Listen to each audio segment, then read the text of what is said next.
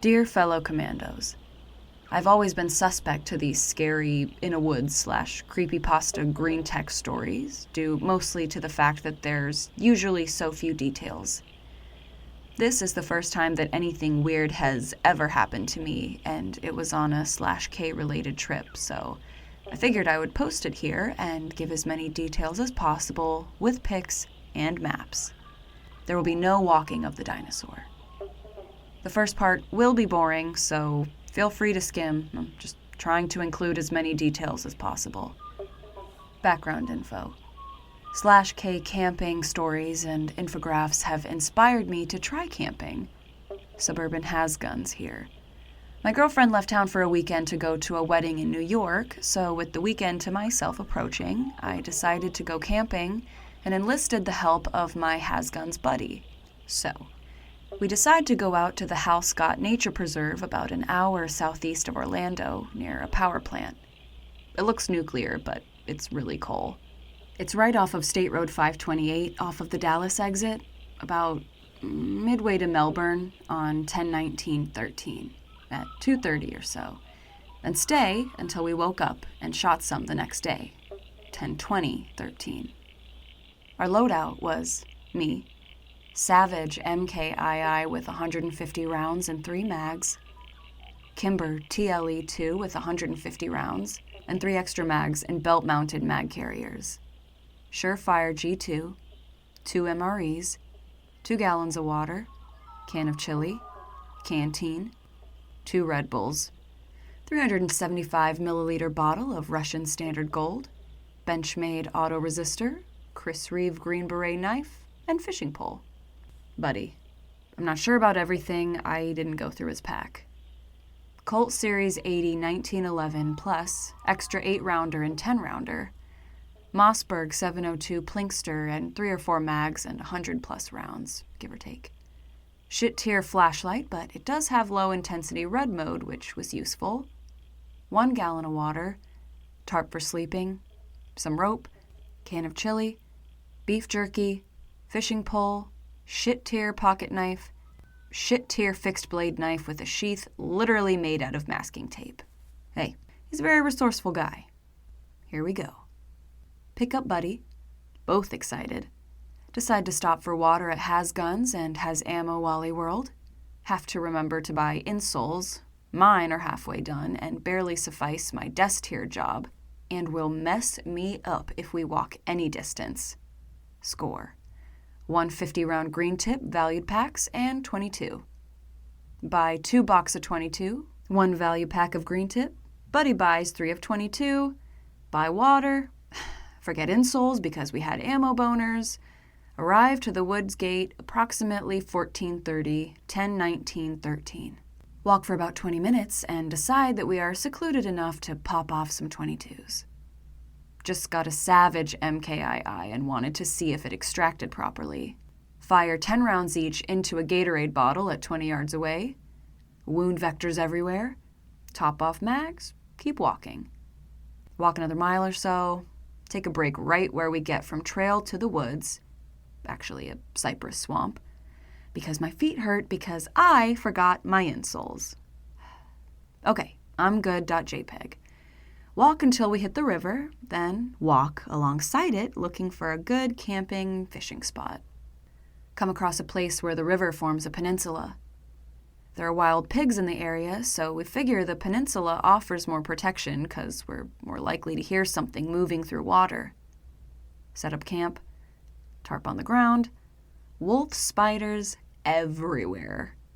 Buddy says they aren't aggressive and the fire will keep them away, so I take his word for it. Set up a 4-post fire Bear Grylls style.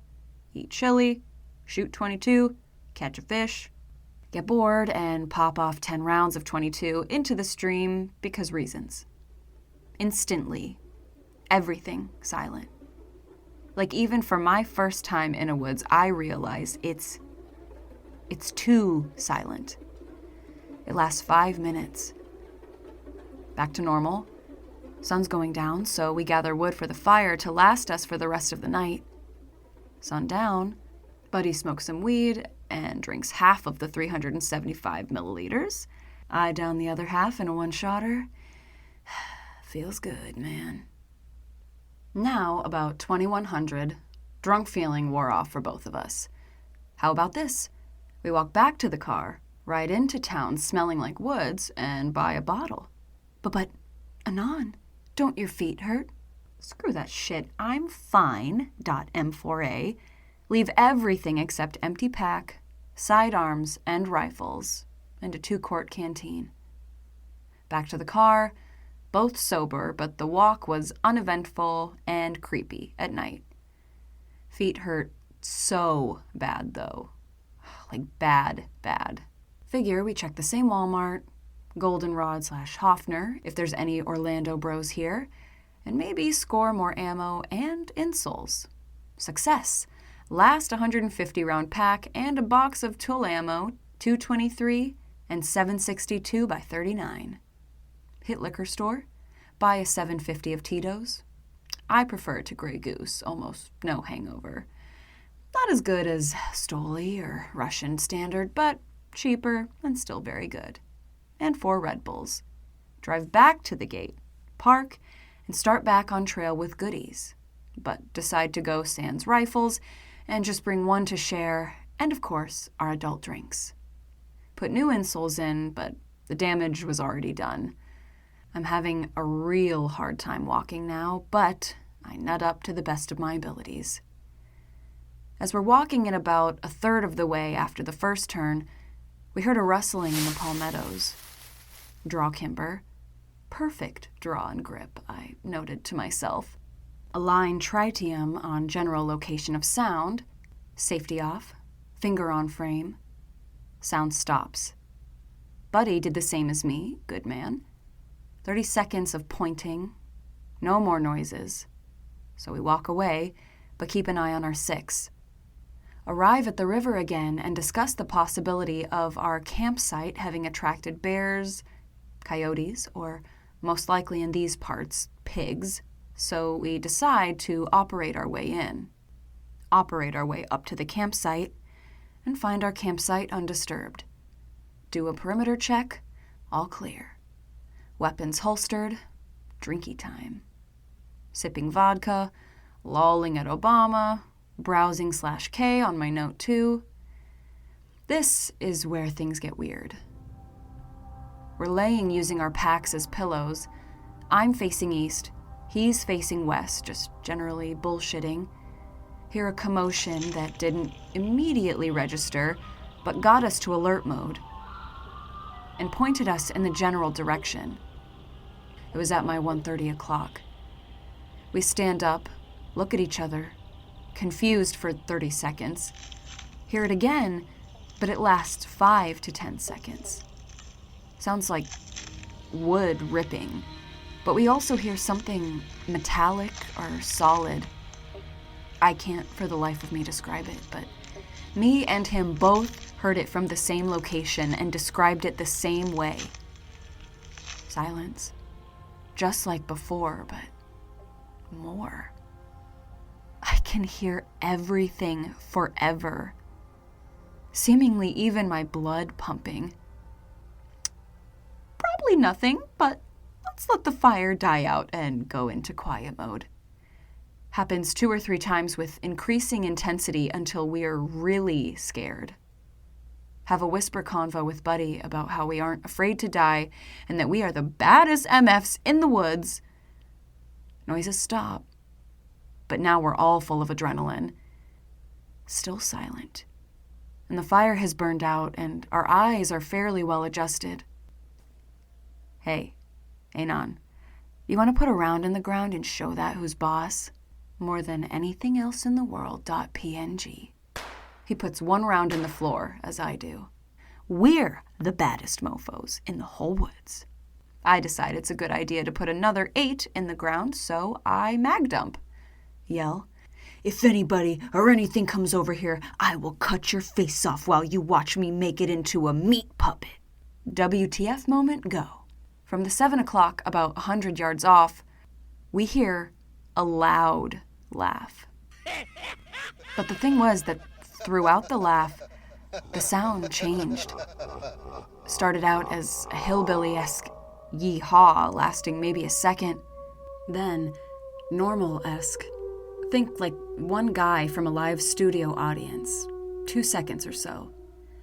Then into a deep Jabba the Hutt-like laugh. It sounded like either a coyote or an owl. Only part about describing the sound me and Buddy disagreed on later. Evil silence. Pucker factor over 9,000. Hear my buddy do attack reload and realize I'm on slide lock. Emergency reload. Buddy is kneeling. I join in. I hold up my flashlight and loom for approval. He nods no. Wait 5 minutes.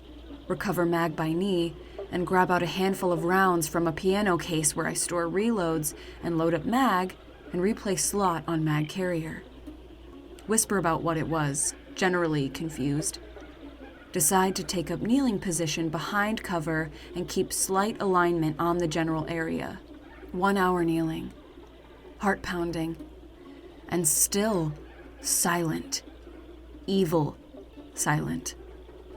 Decide to go back to tarp and lay down. Both keep watching until morning comes with intermittent noises throughout the night.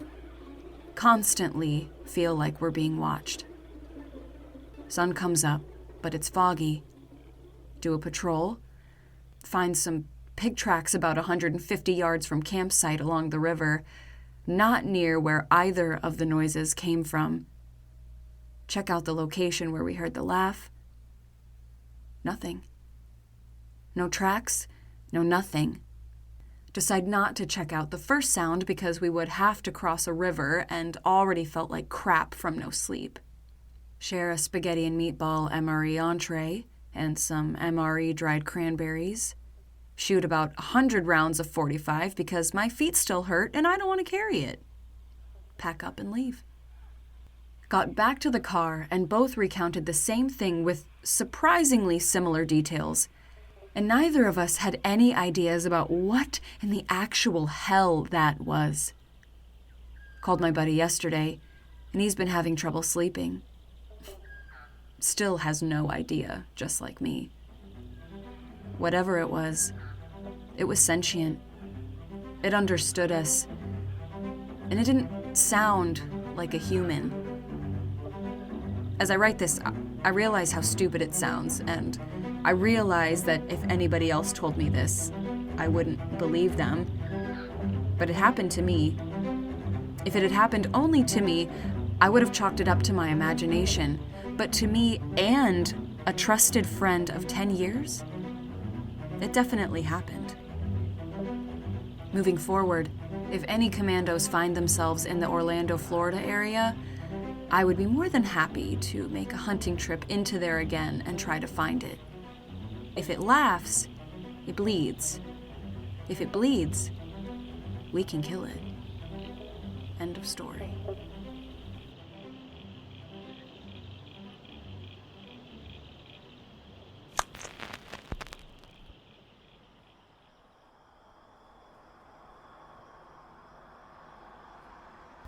For some background, I work in a petrol station located on the highway.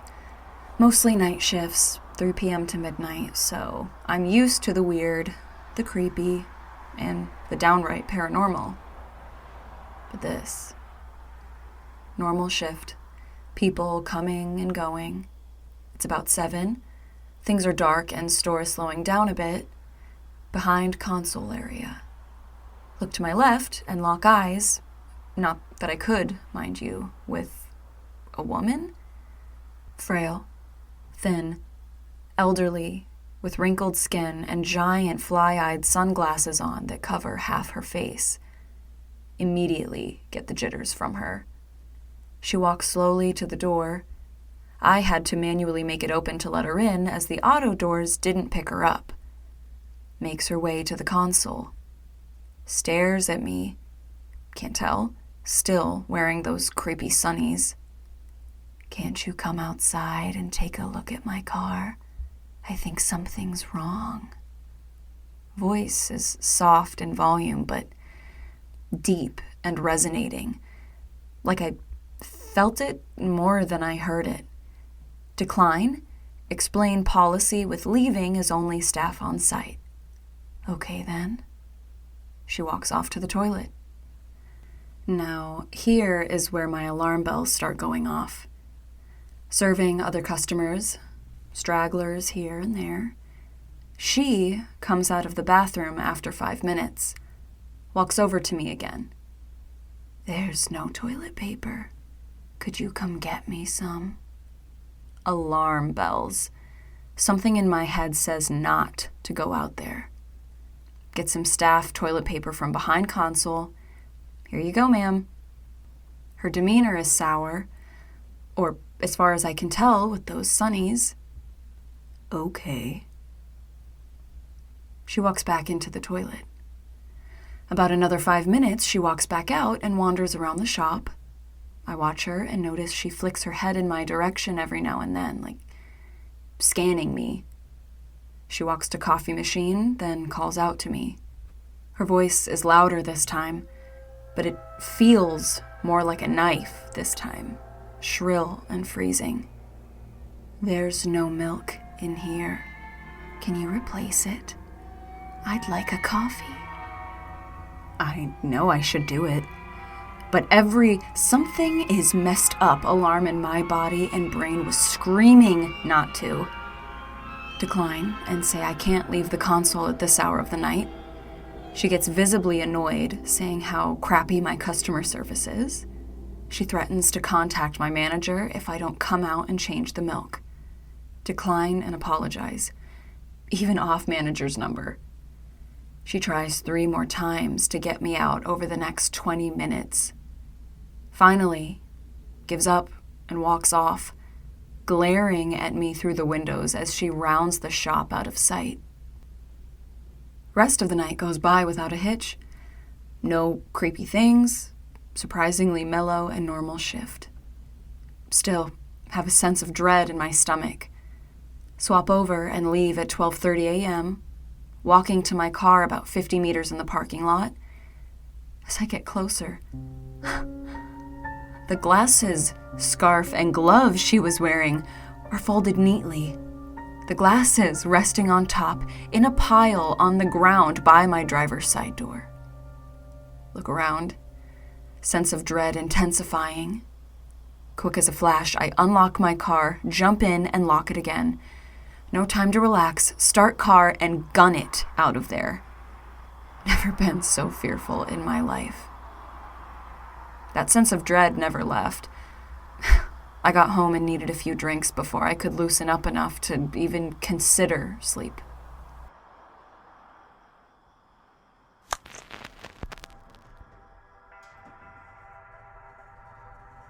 Be me, 22.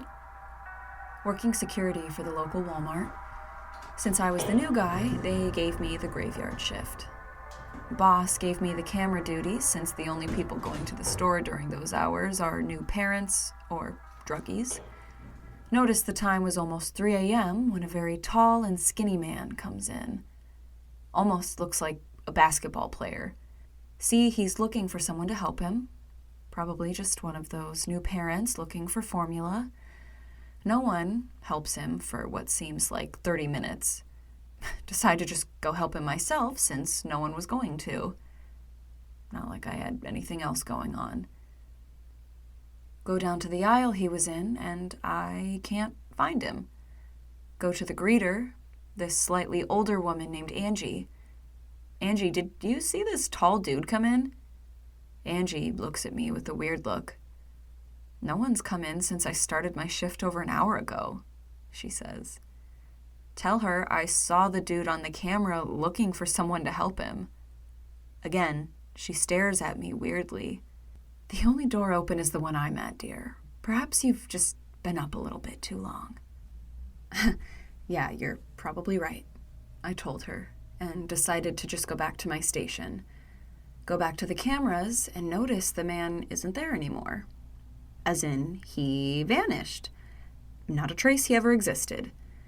Think rationally for a second that he maybe either found what he needed or left entirely. I just didn't see him because it was a long walk from his aisle to my station, so whatever. think nothing of it and decide to go back to my usual of watching videos and drinking the cruddy coffee someone always made for the overnight shift. At about 3:30, I notice a familiar sight. The tall man came back. What the hell? This time, he's in a completely different part of the store, a section he could not get to without me at least noticing him walk by. Not even Angie seemed to notice. Not even Ronald, the cashier, noticed. No one seemed to notice this man walk into this store. Man again seems to be looking for something. This time, he grabs something off the shelf and begins to inspect it. Just a box of cereal. Nothing more, nothing less. Man seemingly gets frustrated and begins to hit himself with the box. What the hell is he doing? No, this is where I'm supposed to jump in, so I run to his aisle to stop him. Man sees me. I ask, "Hey, you okay, bud? You need some help?" "Yes," he said. "I need food for my child. This food. It is not suitable for my baby."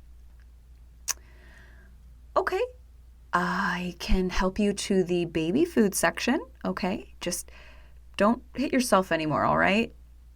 The man nods to me, and we begin to walk towards the baby aisle. My walkie-talkie goes off, and it's Ronald calling me. "Hey, Anon, can you help me with this stacking? I think I threw my back out." "Ronald, can it wait? I'm with a special customer," I whispered to him. Ronald, being even more new than I, didn't seem to understand what that meant. "Come on, man, my back feels like it broke." Roll my eyes and look back at the man. Knowing I was making a huge mistake, I told the man if I could have him wait for me just a moment to help a colleague. The man then sits down on the floor and says, "I can wait." Weird, but whatever. I go help Ronald, and like clockwork, the man is gone. Damn it. I knew I shouldn't have left this guy alone.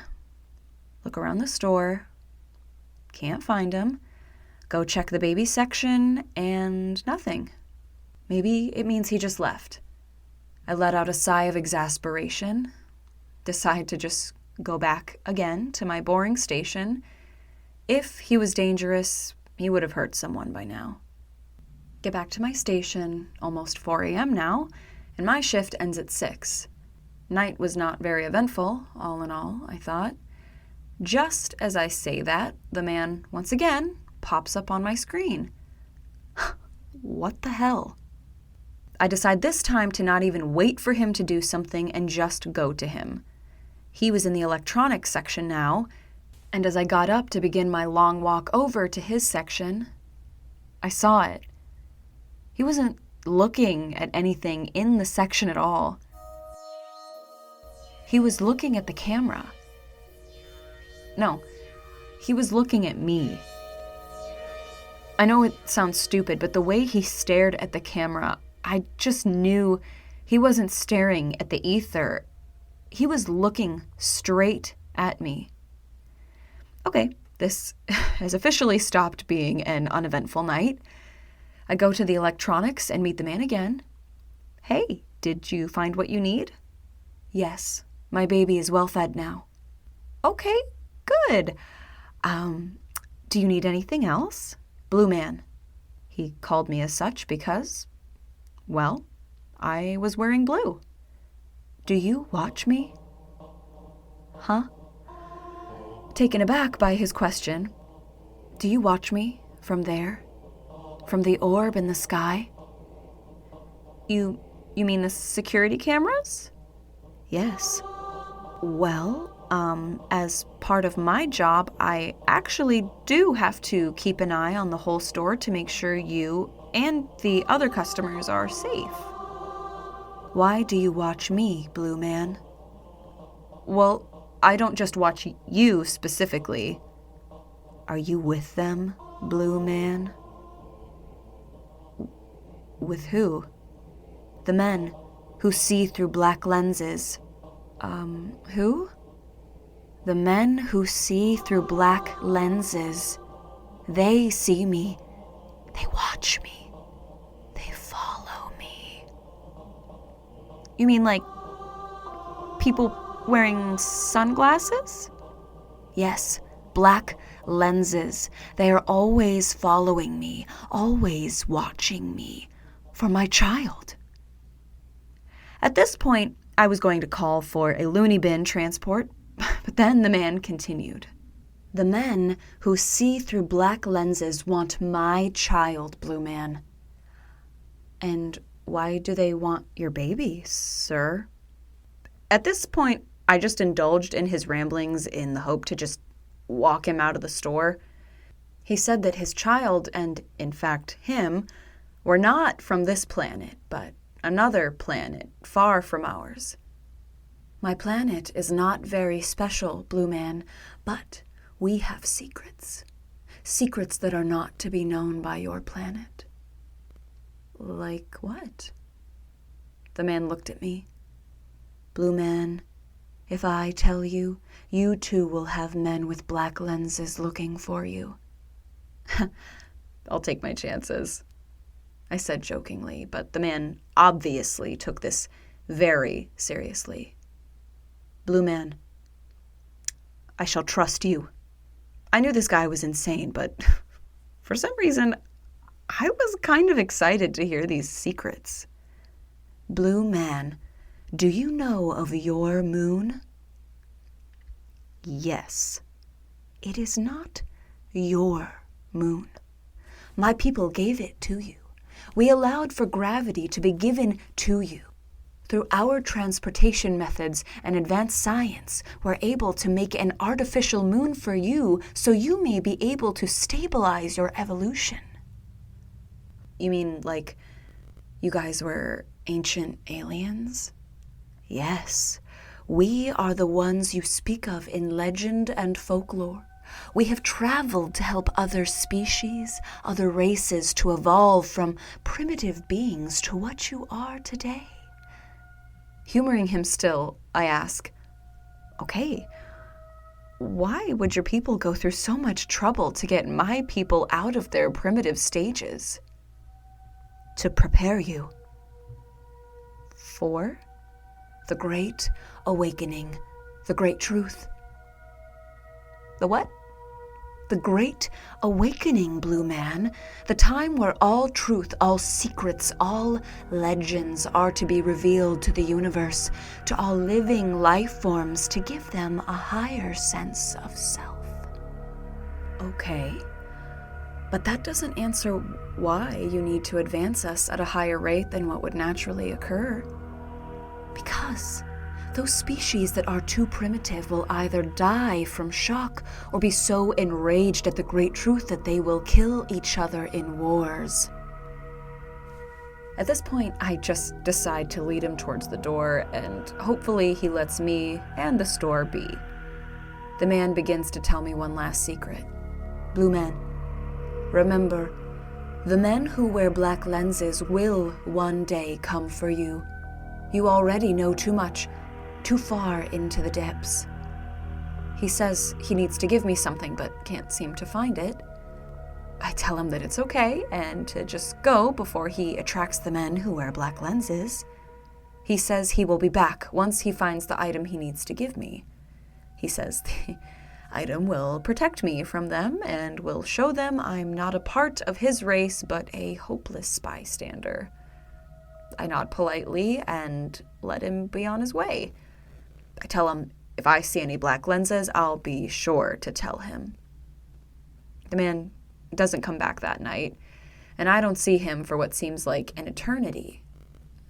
After that, even though I myself didn't believe his story, can't lie when I said I did notice a lot of black sunglasses around during the time. Feel all around uneasy, but I just chalk it up to that weird sensation your mind has when you slightly consider something to be true, even though you know that there is no possible way it is. Fast forward about a month later. I'm no longer the new guy, but I request to be put on the night shift since it's not only easier on my already messed up sleep schedule, but it's also just way easier to deal with than having crazy rednecks or Mexican moms to deal with in the daytime. Just sitting around until about 3 a.m. rolls by. A familiar sight I haven't seen in a long time decided to stroll in. The tall, skinny man comes back. Oh, great. Here we go again. Decided to go greet him since I think he would remember me and I'd be able to talk him down again. I got to his aisle where I notice he seems even more frantic. "Blue man, I have the item for your safety." I tell him to keep it and make sure to give it to me some other time. He looks visibly distraught. "Blue man, please, you must let me give this to you." I tell him that I'll take the gift once I go help another customer. In reality, I just went to go call some local sheriff to take him to a ward, since it was obvious this man was absolutely crazy. The whole walk over there, I could feel his gaze, his presence, shake it off his nerves. What was I nervous of? Hell if I know. I just was. As I get to the camera room and grab my phone to dial up the sheriff, I noticed something that made my skin crawl. The man wasn't there. It made me feel so damn anxious. I don't know why, since he's vanished before, but this time, it felt so much more eerie. I shake it off and begin to dial the number until I heard a voice behind me. "Blue man." I froze. I just full-on stopped consciously moving. Hell, it felt like my soul had just left my body out of fear. I turned to see this tall, skinny man in the security room with me. This tiny room with a man who I was sure was insane. I was sure he was going to kill me. "Blue man, I must give you this. Here, take it. It will protect you." I notice a small white card, nothing on it but the word sleep. "Show it to the men who wear black lenses. They will never bother you again once they see this. I must go now. My child is restless and it is time for us to go. My mission to evaluate this planet is done." He then bends over and I see it. A carrier. There is no way he has something in there, right? Then I hear small noises coming from the carrier. My heart nearly burst out of my body. Holy crap. Is this guy real? Is that an actual baby? Where the hell did he get it? Is it his? Did he kidnap it? As I say that, the man runs off and I never see him again. Not even in the cameras. Once again, he just vanishes. As soon as I can move, I call the sheriff and tell him to get the hell down here quick. After I gave my report, nothing seemingly came of it. No one has ever seen that man before or after. I even asked the sheriff if there were any reports of children missing in the area. Sheriff was a friend of my mother's, and he didn't mind telling me that, as far as he knows, no one has reported any child missing, especially not a baby. As I said, no one has seen the man after, but from what has been told to me, it's almost like until a month ago, he never existed. I don't believe anything he told me that day, but for some reason it still shakes me. The way he spoke with such certainty, the fact that he almost recited all of this from memory without ever once missing a beat. The card that I've tried researching and found nothing on, the carrier with something in it. All of this crap. I still can't shake it. I've been in the middle of an armed robbery during the night shift. I've seen hobos fight to the death in front of the store, but nothing has ever once come close to the sheer level of anxiety and uneasiness that man gave me. Pick is the card he gave me. I still keep it in my wallet as proof that that night happened.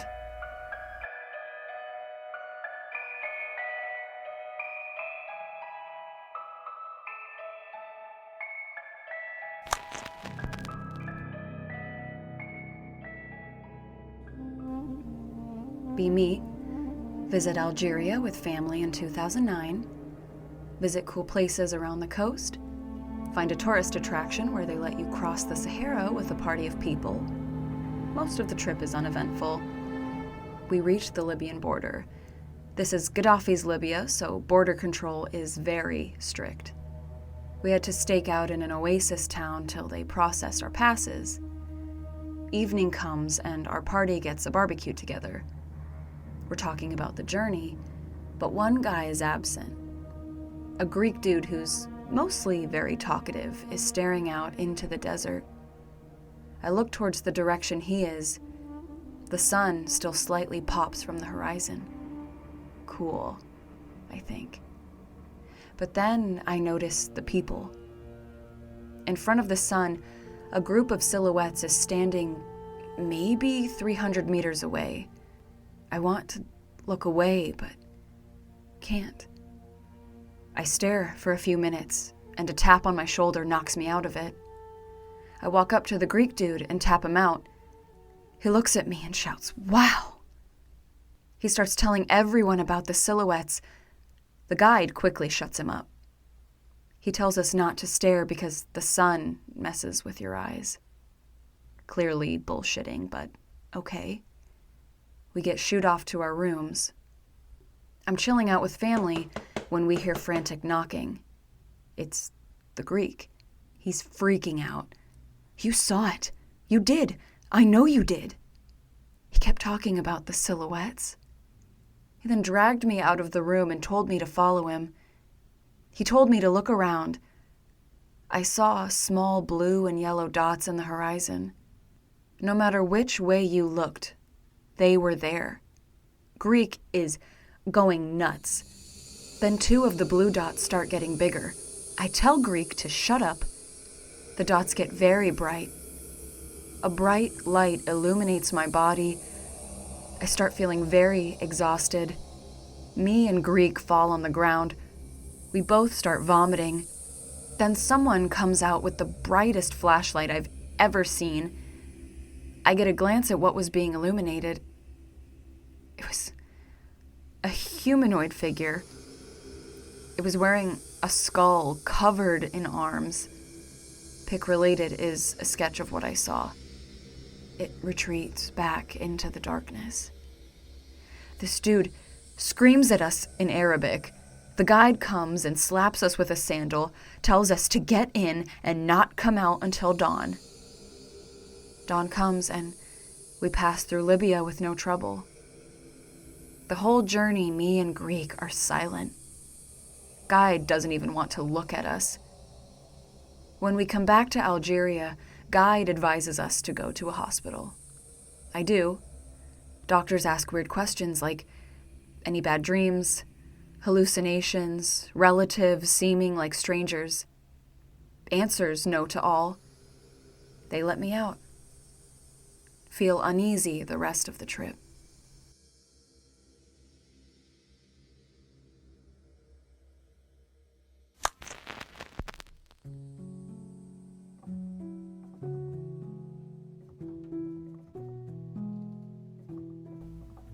Be me, age 7.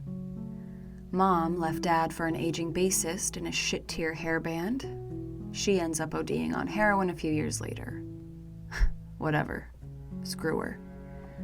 Only child. Dad raises me the best he can. Have no other family except an uncle that my dad refuses to talk to, and one grandpa in a nursing home. Be 14. Grandpa dies. Dad and uncle both inherit about $2 million each. Grandpa had a textile company that he sold, if you're wondering how he got rich. Saw uncle around that time because him and Dad had to get all the crap in order with the grandpa situation. He's glad to see me. We talk and catch up a bit. Dad still hates his guts, but he never says why. He just mumbles under his breath as he changes the subject or pretends he needs to go do something around the house. I don't really ask about it anymore, but I did hear that my uncle did good with his money and started buying up land. Fast forward to high school, we find out Dad has cancer in his throat. try to be optimistic, but it doesn't look good. Use up a lot of the money on the treatment. I postpone going to college to stay with him so he isn't alone. Ends up dying when I'm 21. I have a little under 10 grand and the house after all is said and done. Work shitty jobs here and there. Get a girlfriend. She cheats on me after 2 years. She lives with me, so I can't kick her out right away. Say screw it, take an extended amount of time off from job, and drive off to get away from the situation. Drive aimlessly around the country. Hit some famous places along the way. Grand Canyon, etc. See a bunch of tourists with their happy families and get super lonely. Decide to try and find my uncle. Takes a lot of searching, but eventually I get a number of a guy that keeps an answering machine for my uncle. Apparently, Uncle lives off-grid in a cabin by himself and doesn't keep a phone or anything there. Anyway, don't want to hang around and wait for a call back. Drive to where he lives. Get to the guy's place who keeps Uncle's answering machine. Old retired guy. Pretty friendly. He tells me there isn't a road to my uncle's cabin. There's only a trail through the woods. It's like 10 miles, so the guy lends me an old mountain bike and tells me I can leave my car at his place. I get my bag with all my essentials and thank him before I head out. Start wondering how my uncle will react to me dropping in on him after so long. Kinda nervous.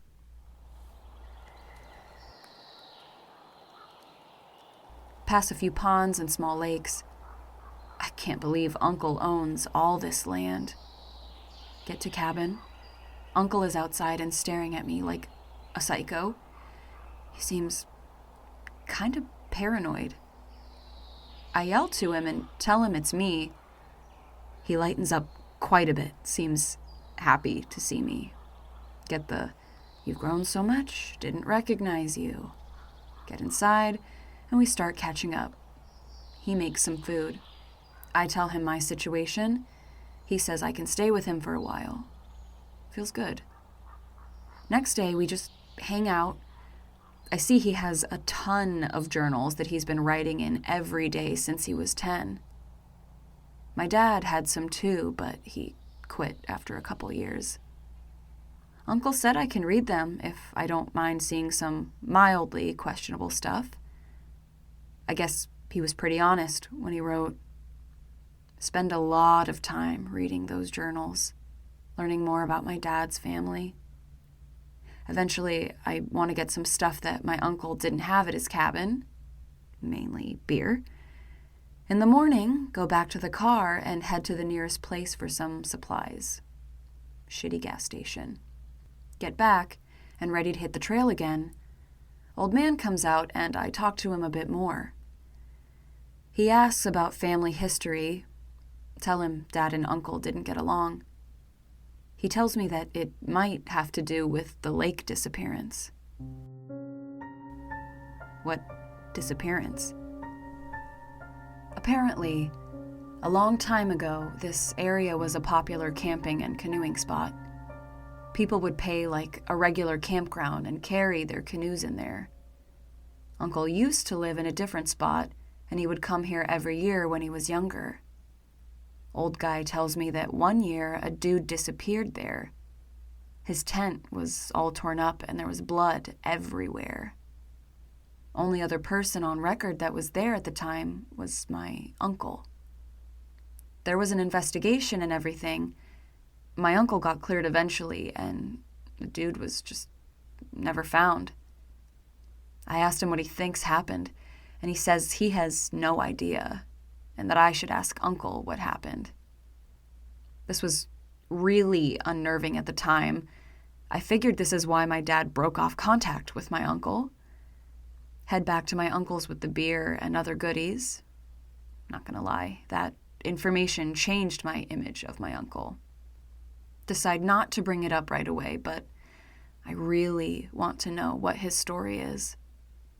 We drink beer and just hang out outside. I ask him if I can take out the canoe the next day. He says sure, but I can only go in specific spots. Don't bother asking why. He starts making something for us to eat. I sit and read more journals. Decide to try and find the journal for the year that the disappearance happened. Start going through it when I get to a spot that had 5 pages ripped out, and the way it looked seemed like my uncle had done it recently.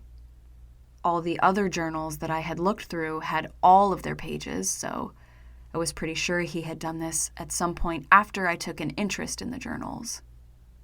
I decide not to bring it up. We eat and hang out some more and go to sleep. The next day, I want to head out in the canoe and paddle around a bit. He gives me some pointers and tells me to stay only on this one lake. Okay, sure.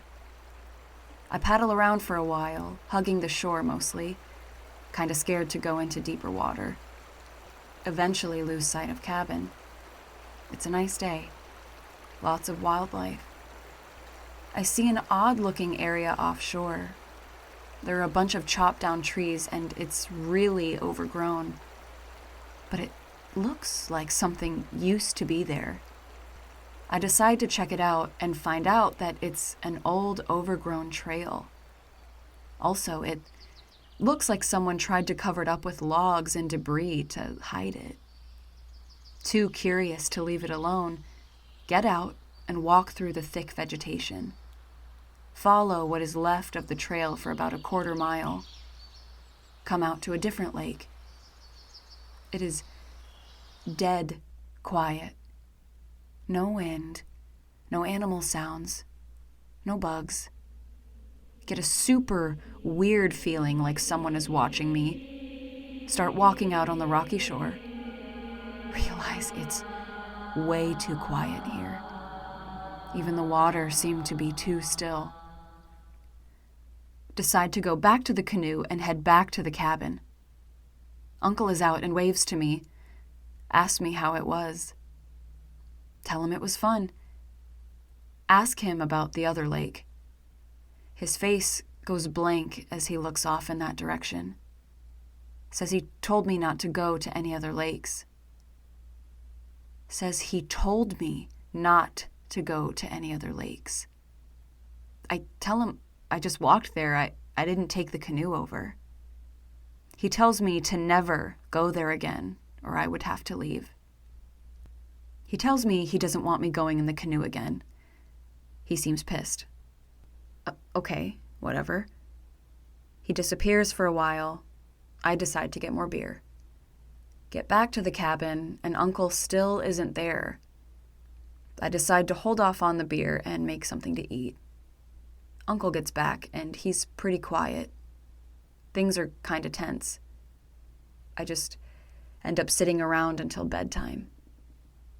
Next day, Uncle is in a better mood, apologizes for being a dick. We start drinking beer. He goes through most of them and loosens up a lot. I guess he really needed to take the edge off.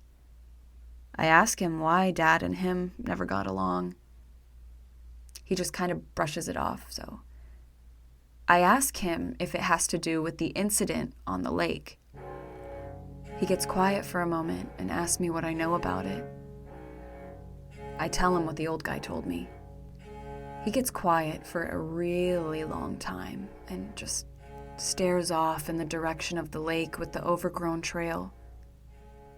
Maybe it was because he was drunk, or maybe it was because he was tired of keeping it to himself. But he told me where he hid the missing journal pages. He told me to make of it what I wanted, but that what he wrote was the truth. He got up and went for a walk. I went to the spot in the cabin where he hid the pages and started reading them.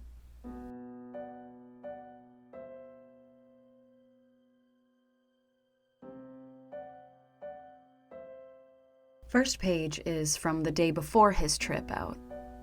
It didn't really have anything too interesting on it. Mostly a list of all that he took on his camping trip, and what he ate, and the weather, which he documented every day. The next 2 pages were from the same day. They were about him arriving at the park, hoping he was the first person there that season so that he could camp wherever he wanted. He found out that there was already another guy out on the lakes who went in the night before. I guess back when the land was a campground, it was a lot easier to access a lot of areas, so it didn't take long to get to the lakes with his canoe. He had a specific lake that he liked to stay at, and he was hoping to have it all to himself, or at least his favorite spot, which was a small island in the lake.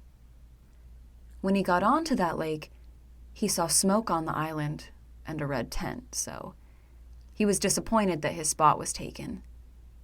Eventually, he settled onto a small peninsula that had some trees on it. The only other noteworthy thing from that day was that he never saw the guy walking around on the island, and eventually the smoke stopped. The last thing on that page was that Uncle planned on moving to a different lake the next day because he wanted to be completely alone. The next day, he noticed that the guy hadn't lit a fire, and he still hadn't seen him walking around on the island, and his canoe was still there. There was a storm rolling in that day, and my uncle decided to stay at that spot for another night. The moon wasn't quite full, but it gave off a lot of light. He saw what looked like a log standing straight up out in the middle of the lake. The last page had 2 days on it, one on the front and one on the back. The weather was horrible the next day, windy and cloudy. He decided to try and head out anyway, but ended up flipping his canoe and had to get back to shore. He made a fire and dried out all his gear and clothes the best he could. He set up his tent again and was in for another night. He also wrote that he still had not seen any movement or a fire on the island, and that the night before, he once again saw the upright log on the lake. But this time, it had been closer, about half of the way between the first place he saw it and his campsite. He also noted that it was not visible during the day. From what I had read up to that point, I didn't understand what was so bad about this that he would try and hide it from me. That all changed when I read the last entry. The last night that he was there, the moonlight woke him up. He also had to take a piss. He got out of the tent in the cool night air to complete silence. The only sound was the faintest lapping of the water on the shore. As he was relieving himself, he noticed how calm and glassy the lake was. And then he saw it. The thing that he thought was a log stood at the very end of the peninsula.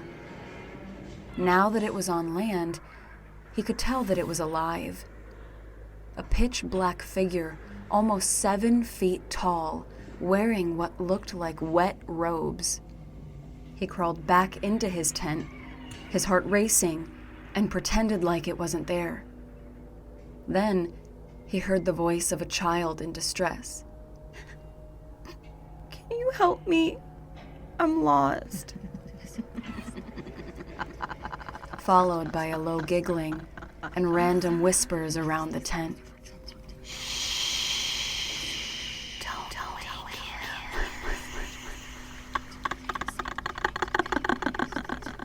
Then, more giggling. This went on for what seemed like an eternity. The sounds of footsteps all around the tent, giggling and shushing. Just before dawn, he heard what he assumed to be the figure wading back out into the water. As soon as it was light out, he was already packing his things and heading back the way he came in. But first, he paddled up to the island to see if there was anyone there.